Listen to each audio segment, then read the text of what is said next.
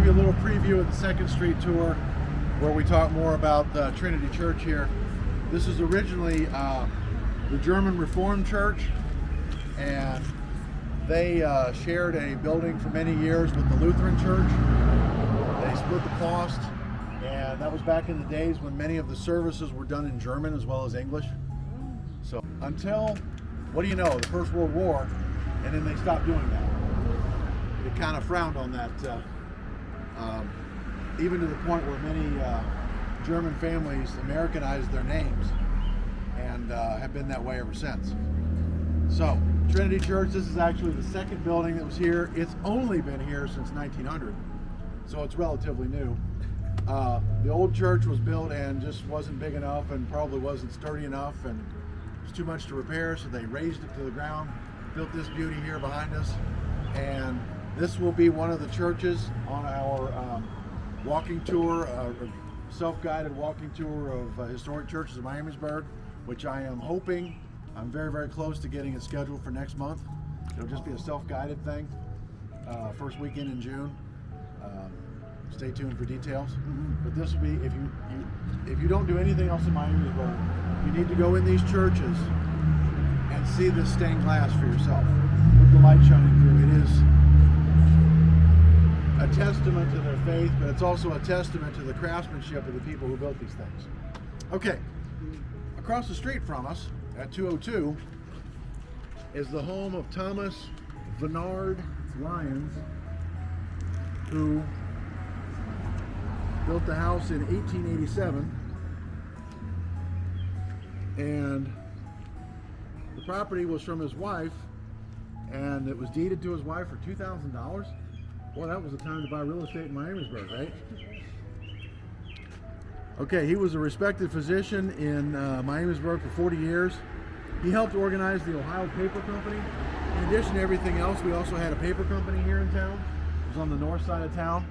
He was in the Miamisburg Binder, Twine, and Cordage Company, which was in a factory down 2nd Street, which we talked about on the 2nd Street tour. And he was also one of the founders of the Citizens National Bank. In addition, he was mayor in 1855 and 1857. And his son lived in the home. And then his son Howard was the president of the Enterprise Carriage Company, which was a company that made carriages and later made some early automobiles.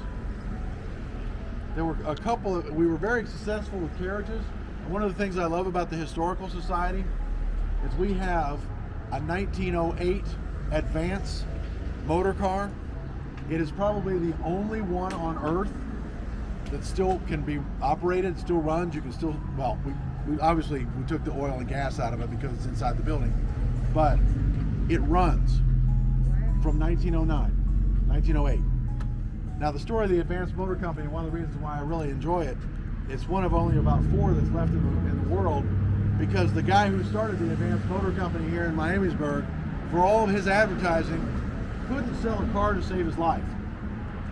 And he ran out of town just ahead of his creditors, and believe it or not, went to Wisconsin, found another investor, and bankrupted another car company in Wisconsin. So he was extremely consistent. No, so we have a spectacular example of a spectacular failure. Not all the businesses in Miamisburg have the Midas touch. The Advance Auto Company. Hey, how's it going? My people. Okay, back to Thomas Lyons.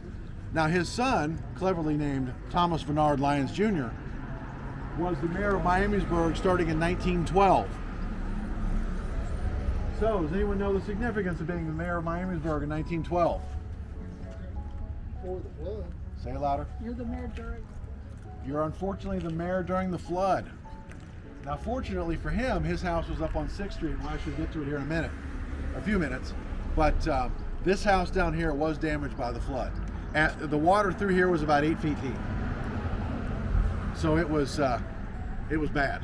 The canal was pretty much where you see the parking sign. It went behind those buildings, and a lot of those buildings have second-story windows and doors with a winch that goes out so that you could lower your product onto the canal boats. And all that was severely damaged. The canal hadn't been used for several years, and it was kind of kind of like a bog.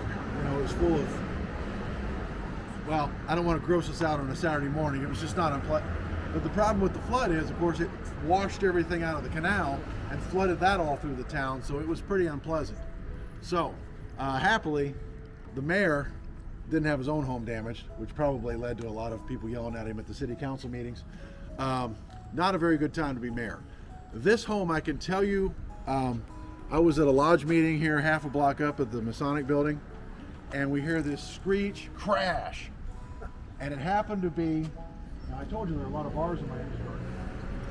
It happened to be on St. Patrick's Day. Scratch, scratch, scratch. I think somebody was downtown enjoying themselves too much, missed a turn or did something, crashed into the house right there. It did some damage to the landscaping, didn't do much damage to the house at all, totaled the car. Crushed in the front end. So this house is rock solid. Very well built. Questions about the Lions? This home was for sale. Oh my goodness, how many years ago was that? Let's say, 6, 7, 8 years ago. And we went through, they had an open house. Oh my gosh, it's beautiful. 10-foot pocket doors in the parlors here in these rooms here. There were lion statues on the posts going up the stairwell. There's a third floor where the servants would have lived. There was a pool table up there. Just a beautiful, beautiful house. And we were this close to buying it. Except we didn't have $450,000. So it's always the money. So we had to settle for our beautiful home that we're very happy with. It's up on the hill. But anyway, questions about Thomas Lyons? Questions about anything we've done on this side of the street? We're good? Well, let's go to the other side of the street then.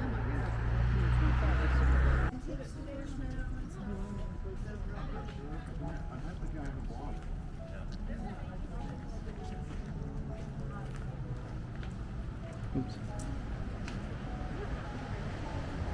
Gorgeous. Oh my gosh.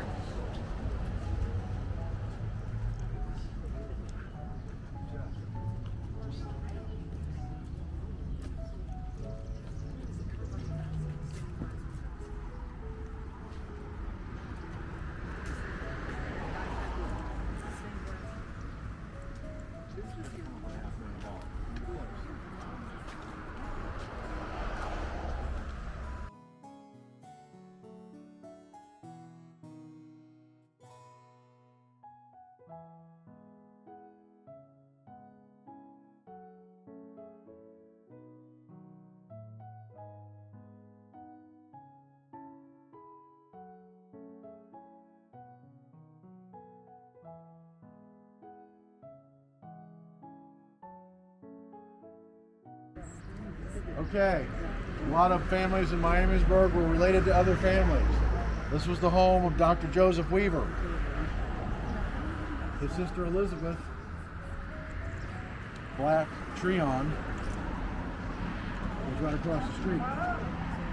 So, he bought the lot from Isaac Treon, who was one of John Treon's brothers, also a doctor.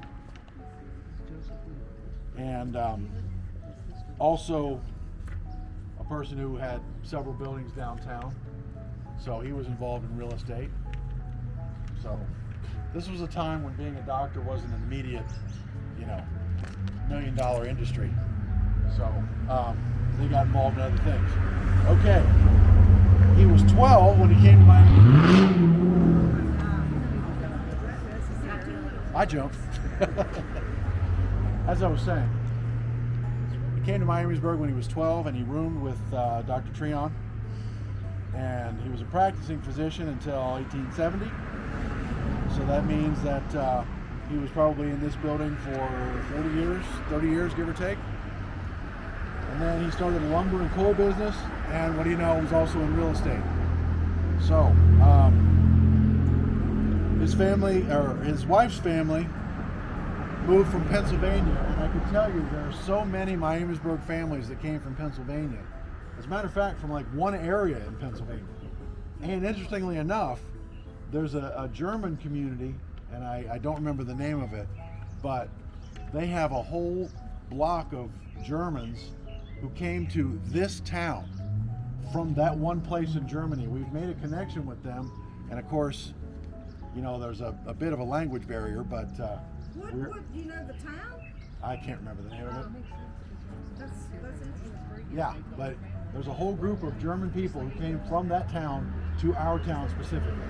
In addition, there were a bunch of people who came from Berks County in Pennsylvania, which is, I think, closer to Philadelphia, and they came here.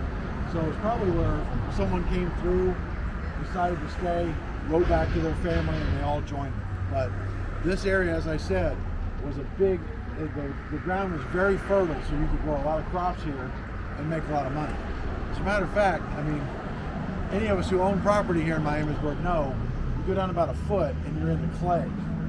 So that's why we have a lot of brick buildings here. But so there was actually a ringed structure that was downtown in Miamisburg, sort of made kind of a compound for the Native Americans who were here first. And probably one of the first things that we settlers did was dig in there, get all the clay out of it, and make bricks, and destroyed what would be now a heritage site, but it would have been downtown, right where the city building is. So, you know, progress versus heritage, you know. But that was long before there was a historical society to pick it out there. So, anyway. So a lot of families came from Pennsylvania. Now, this home was owned at one time by Dr. Eagle. Now, I think I've got this story right. One of the cars that we have in the Historical Society is an Overland, which was made by the Willys Company, which I believe is up in Toledo, which is a Jeep, basically. And it was sold by a dealership that was right down here across First Street where the Masters Insurance is now. That used to be a car lot. And that car has been in Miamisburg consistently since 1917, and now we have it in our collection. Too late. Once again, it does run, and they promised me I would get to ride in it, but I haven't had my ride in it yet. But it used to be in parades and things. We haven't been using it as much because, well, the insurance is kind of steep for a beautiful historic car like that. But that car actually was a successful car brand that sold more than just a few and nobody went bankrupt. All right, questions about Dr. Weaver? Anything at all about medical practice in Miamisburg?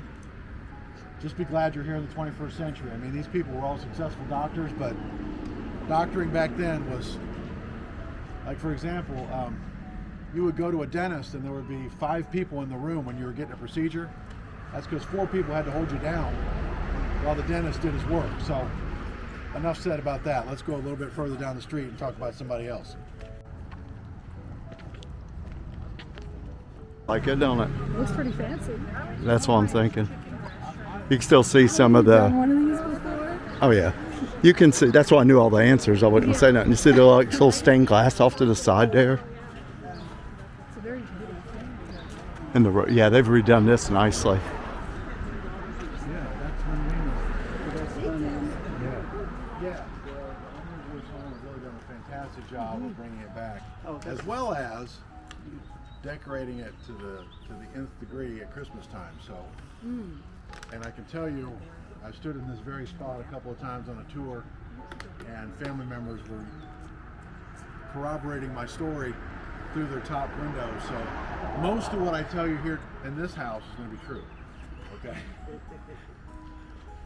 I'm not guessing because the people who own the place agreed with me. Okay, this is the home of Major Flavius Kemper Bowles. Now, you know, if you have a name like Flavius Kemper Bowles, you're destined for greatness, right? You're an emperor. Right, now he was a Civil War. Oh, hey! That's my wife. Oh, okay. Hi, honey. It better be. You knew I was out here. Yeah. And should have said, "I'm working here. Keep going." Okay. He didn't want to pay that price later. Yeah, I have to go home later today. All right, back to Major Bowles. He was in the Ohio 93rd, which was one of the volunteer infantry units that served in the Civil War. Now, according to this, he was wounded and captured by the Confederate Army in September of 1862. History major, come up here. What is the major battle that happened in September of 1862? Is that Antietam? Incredible. You know what the Confederates called it? Yeah, they called it something else, but I don't know. They called it, okay, something else. Yeah, battle something else. No. It was called Sharpsburg by the Confederates, but Antietam by the Americans. To this day, it is still the bloodiest day in American history. Okay? So if, what's that? What was it by the Confederates? It's called Sharpsburg because that was the river that went through. They usually name their battles after the rivers or the bodies of water, whereas the Union Army named theirs after towns.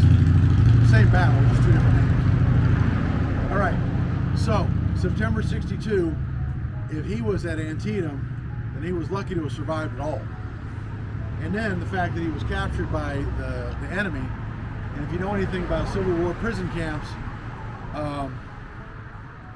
well, you would pray that you were in one of the Union camps, which was a lesser form of hell than the Confederate camps, because they didn't put enough money. And of course, this was 80 years before the Geneva Convention, so those camps were pretty terrible. So the fact that he was able to return to Miamisburg is nothing short of a miracle. Plus, he was the county clerk for many years. He was a tobacco agent. What do you know, right? And also got into real estate. What do you know, right?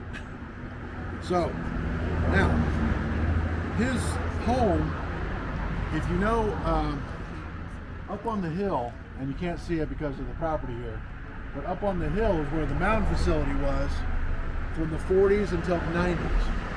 And that was where the Department of Energy was developing, well, we aren't exactly sure because not all of it's been declassified, but right, there were nuclear triggers and probably some other stuff that we probably don't want to know. Yeah, they helped in the Manhattan, so We don't have to kill you now. yeah, don't make eye contact. I mean, there was a spy at the Dayton Project. Yeah, they had a good talk on that one. But not only did they have the office buildings on top, but it went 5 stories down into the ground. Lord knows what they were doing down there, and I don't want to hear. So, employees of the mound facility would rent rooms here. And in this house, and I know this because the owner yelled it out at me while I was doing the tour, there are numbers on the bedroom doors from where the rooms used to be that they boarded the employees of the mound facility. So, another cool thing about this house. But again, with a name like Flavius Kemper Bowles, you got to do something because you got to saddle with that name, right? Okay, moving on. Ah, yes, we're actually just going to go next door.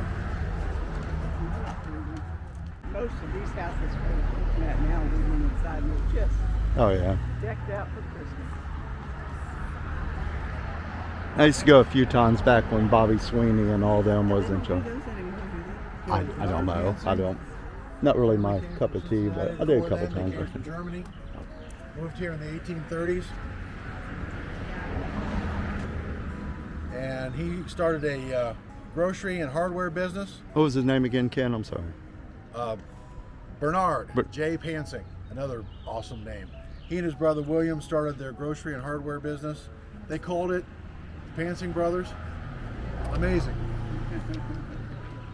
And he was a member of, he was a member of the Odd Fellows. Does anybody know why it's called the Odd Fellows? You know, the fraternal organization, the Odd Fellows?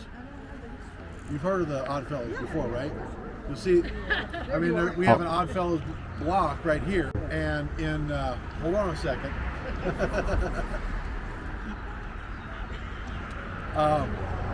There's one in Gradus of all places. There's one in Germantown. Actually, there's also an Oddfellows Museum in Germantown.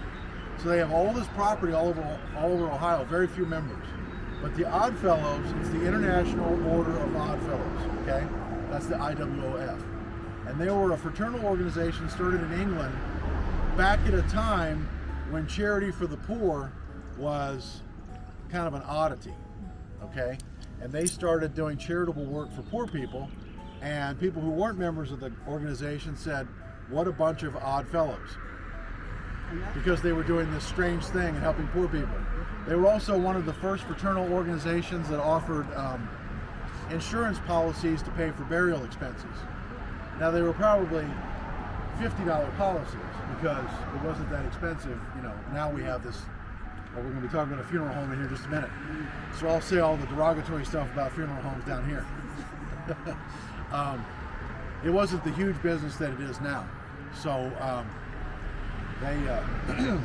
they had that for their members, as well as like survivor insurance for widows and things like that.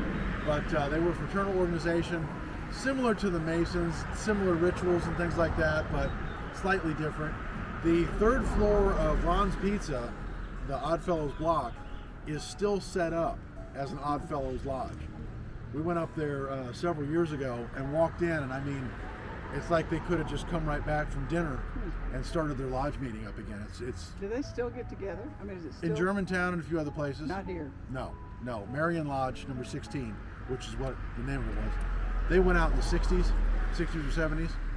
Now, across the street from there, and again, this will be part of the Main Street tour, in the Gwinner block, we had a Knights of Pythias organization, if you know KFP, and they're, again, same thing, where they're all over the place in real estate and have very few members. I actually emailed some people I know who belong to a KFP, and I said, "Hey, what do you have to do to be a member?" And they said, "We're not really sure." I said, "Well, okay, good luck with selling your donuts this weekend," because that's what they do in my hometown. They have a KFP, and they always have the donut sales are fundraiser. Yeah, well, see, that's part of the problem. Sounds like they barely heard of themselves too. Not anymore, but they used to own that entire building. And the fourth floor, where the ballroom is now,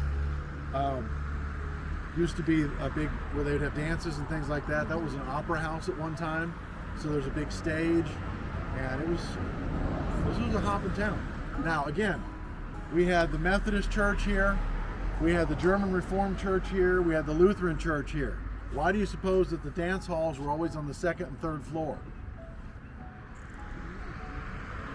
Because they didn't really condone dancing. So if you were dancing, no one could see you on the third floor. So that's why a lot of the meeting rooms were on the third floor of the buildings as well, is because you couldn't look in the window and see what they were doing.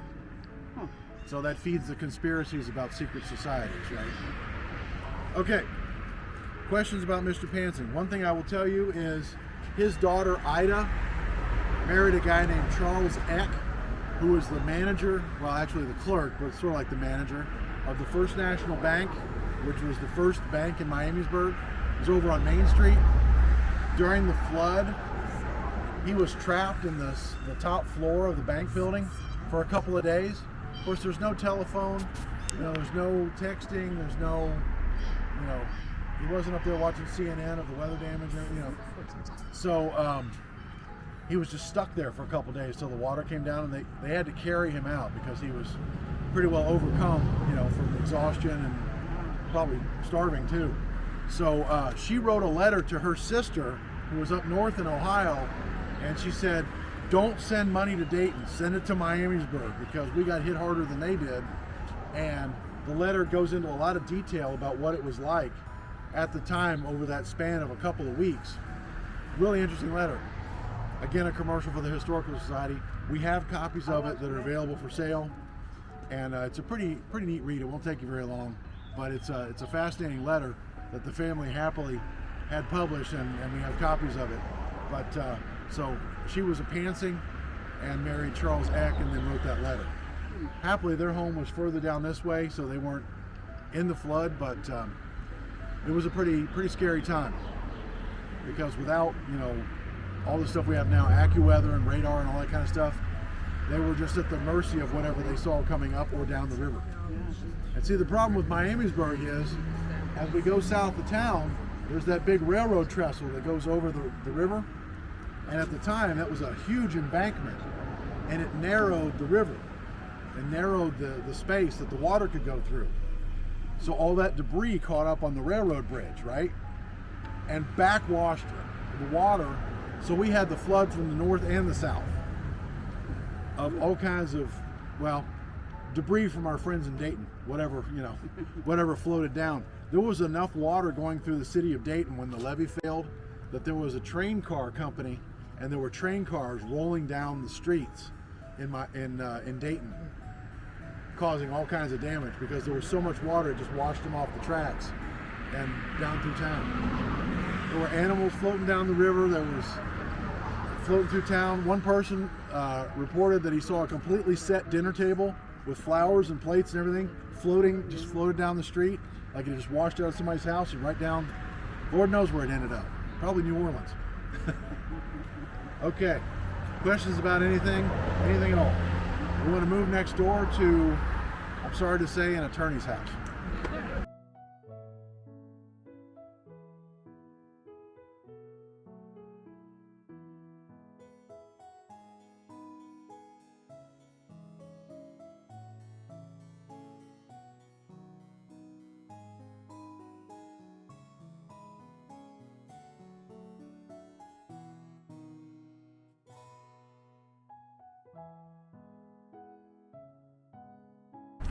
This was the house of Adam Clay, who was a prominent attorney and businessman in Miamisburg. But his grandson, well, actually Adam Clay's great-grandson, Amos Clay III, is a member of our historical society. He goes, no, that was my grandfather's house. It was Amos's house. So, okay, I was wrong. I was also wrong about Dr. Snyder's house earlier, so, you know. We live and learn. Anyway, this was the home of Amos Clay, also a very respected lawyer, prominent. He died in his 40s. When he died, I believe the judges of the Dayton Bar Association came down to be pallbearers. So, I mean, he was very well known. His father was very respected for many, many years. Civil War veteran, became an attorney, and his son followed in his footsteps. Amos III is not an attorney. So I made all my attorney jokes with him. My wife's an attorney, so I mean, I know kind of where the line is where I can cross and make too many jokes about attorneys. But he was, as I said, very prominent in town and did not live in this house for very long because, I don't know if it says it, yeah, died in 1885. So he only had the house for a few years. But happily, as you can see, and this is actually the homeowner who came to the Historical Society and asked us, why don't we put up a Millionaires Row sign here on Millionaires Row? I said, great idea. Talk to the city. We're not in charge of that. If we were, we'd have signs all over the place. I mean, we put up quite a few as it is. So, anyway, maybe someday we'll have a Millionaires Row historic sign here, but as of right now, we don't. And they're busy with a lot of other projects. You know, the Sycamore Park and all the things going on at Riverfront Park, and we don't always get the top priority, although we do ask for it quite a bit. Okay, so attorney's home right here, but a respected attorney. So across the street is the home of William Gamble.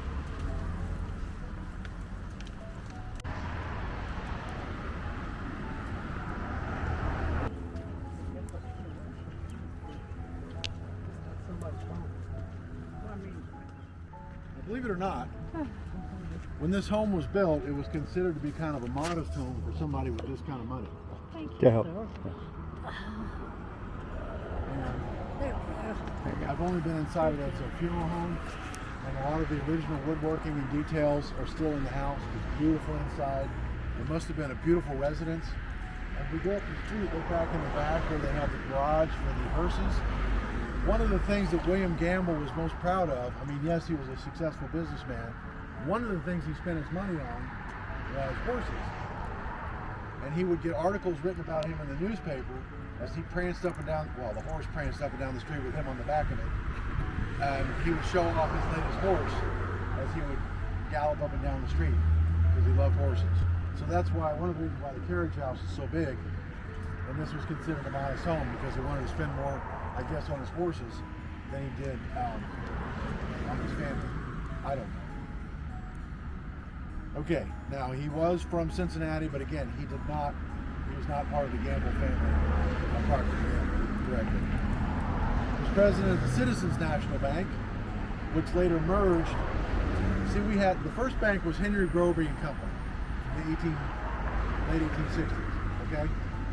And then that became the First National Bank. And then the Citizens Bank, as it says here, merged into the First National Bank.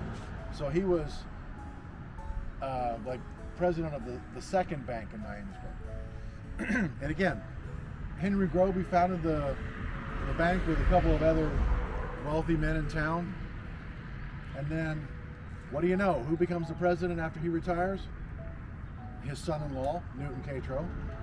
So there you go. You gotta marry well, right? Now, interesting thing about Gamble, he was a very outgoing person. As I said, loved his horses, belonged to a bunch of civic organizations, active in the city. His son, William Jr., was not as outgoing and was more of an inventor and designer. And actually, one of the things, and it's a great story, there's a parlor right here in the front, and there used to be a piano in there, and he liked to play the piano, and people would sit out here on the lawn while he practiced the piano, and he would play songs for them while he was in there practicing. So that's kind of cool. But Gamble Jr., along with David Allen, Gamble started the company, but then David Allen was an engineer who worked with him, and his home is on North Main Street. It's still there. Allen's a whole different part of Miamisburg history. But the two of them started a company where they made folding boats. Now, we all grew up on Warner Brothers cartoons. The name of the company was the Acme Folding Boat Company. Now, when I first heard this story, I was waiting for the punchline, because how can you fold a boat? Well, the frame folds so that you can carry it in like a tent canvas bag, and then it has the canvas that's waterproof, and that goes over the frame. So that's how the boat folds. But I was waiting like a folding wine glass. I was waiting for the joke. But no, the Folding Boat Company was a big business here in Miamisburg, and they were internationally known.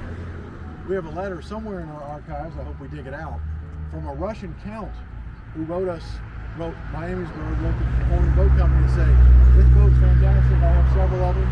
I've heard that explorers going up into the Yukon found abandoned camps, and they had all kinds of Acme boats all around where they were floating in the rivers up there.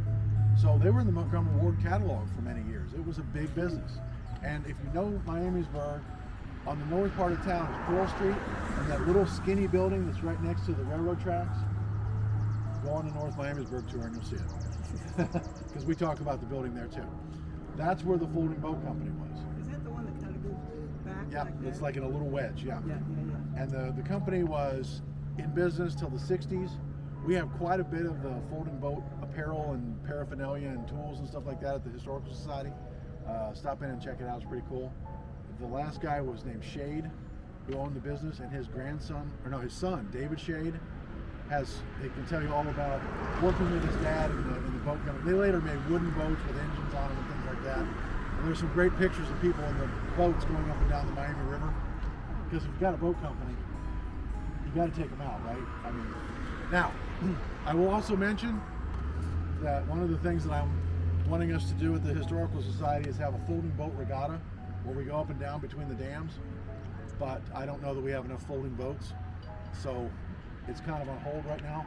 But back in my mind, I think that would be a fun thing. Who wouldn't come down and and wager on who's going to win, like the ducks, they go between the bridges. Yeah, this would be with actual people. There goes one there. I have a dream. Yeah, that one doesn't fold, but still you get the idea. Okay, questions about Gamble.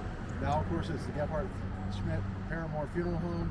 Originally, they were on Main Street, and this was the way it worked a lot of times, not so much with the Gebhardt family, but like Bruff and Andrew Stocker. They started out in the furniture business, apprenticing with the Bruff family, and then they also moved into the funeral business because, well, let's face it, right? I mean, any town, it's a good business to be in. But interestingly enough, each coffin was made as it was needed, because they had the furniture business, and they could make them relatively quickly. They would come out to the home of the deceased with a corn stalk and measure your body with a corn stalk, and then go back with those measurements and make the coffin, because a lot of times funerals were at home. Funeral homes are a more recent development. So you had the funeral home, but the funeral was usually at the house, and then you would go from there to the cemetery and have another service there. So Gephardt Schmidt started on Main Street, Stocker was on Main Street, Bruff was on 2nd Street, and we had a thriving, pardon the expression, funeral business for many years here in town too. Is Bruff still operating? Bruff is still operating, but I talked to the guy on the phone recently.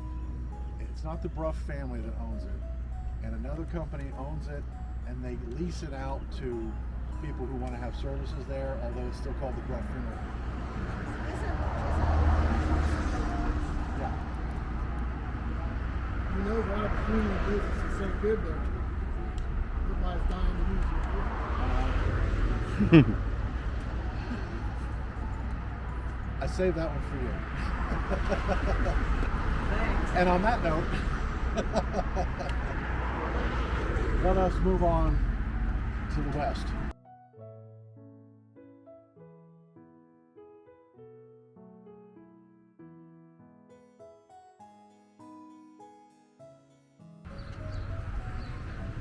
Once again, we have a doctor in Miamisburg who did very well for himself. This is Dr. William Schuler's home. He served in the Civil War and then moved to Miamisburg in the 1860s after the war, and married one of the Weavers. So married into a prominent Miamisburg family, and then completed this house here in 1900. And as you can see, he was a city councilman, he was a member of the Board of Education, and also a state legislator. And we've had one national congressman from Miamisburg. Does anybody know who that was? Well, good, you all come on the Hillgrove tour then. It's Emanuel Schultz, another one of our big tobacco magnates. I have his photo. He looks like about what you'd expect an Emanuel Schultz to look like. Very severe. But a lot of times in those photos, the shutter time was so slow that you had to sit and hold your position so you didn't blur the photo, Okay, this home is also known more recently as the home of Bobby Sweeney. Does anybody know Bobby Sweeney? She was one of the founders of the Miamisburg Historical Society in 1967. She and a bunch of other women met at Trinity Church, right down the street here, and started the society then because they wanted to have an organization in place for Miamisburg's sesquicentennial in 1968. Happily, the society is still going. In fact, we're more than just a couple of people meeting in the church. We've got a pretty good sized organization, and we have some incredibly ambitious plans. I hope they're happy with us. I hope that we're continuing their legacy to not only preserve Miamisburg history, but to move it forward into, getting young people involved, having more exciting programs. We've got a great company we're working with to put in some new things at the History Center, which is in one of the old libraries. This was the home of Bobby Sweeney for many years. Next to that is the home of Thomas V. Lyons Jr., which you'll recall was our mayor in 1912. So, he started out as a bookkeeper for the Miamisburg Binder and Twine Cordage Company, the worst name to pronounce quickly, which was on South 2nd Street, right around the corner from his father's house. He was, again, married one of the Gambles, and he was a member of the Knights of Pythias. which everyone would have known what that was back then when he was in there. But this home for many years, what was it called? The Friendly Nursing Home? And maybe you don't want to record this. No, it's going up. But I heard that was, in its later years, it got a little rough. So, happily, it's been cleaned up. The side of this house, you see, looks different than this picture here. This is how the facade looked, but there was a major fire in this house that also damaged the Schuller's house.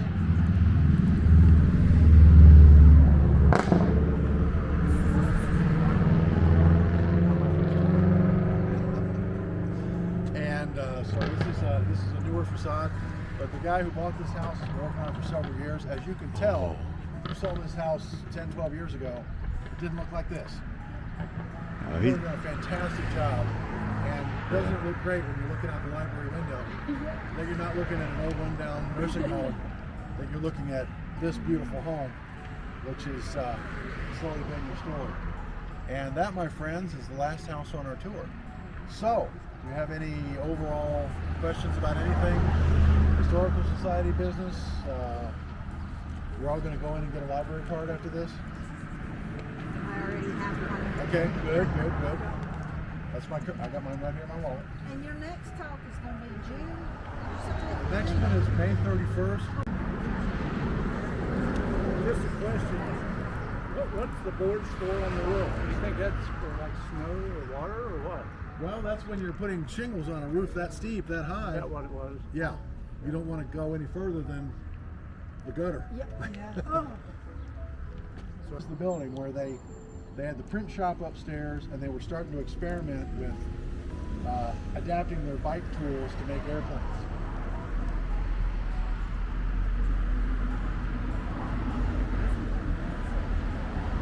On his own, I guess. They wanted the flags on the front. Anyway, next to it is one of the National Aviation Museums, and on the second floor, hand to my heart is the truth, is the Parachute Museum, which is actually pretty neat. It's always open, you just drop in. But seriously, there really is a Parachute Museum, but the other part's not true.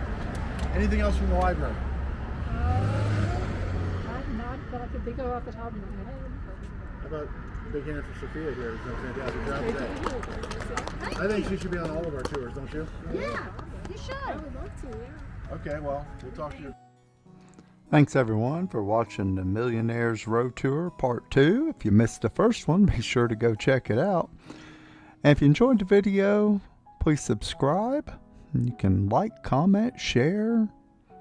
And we hope to see you the next time, and have a great one.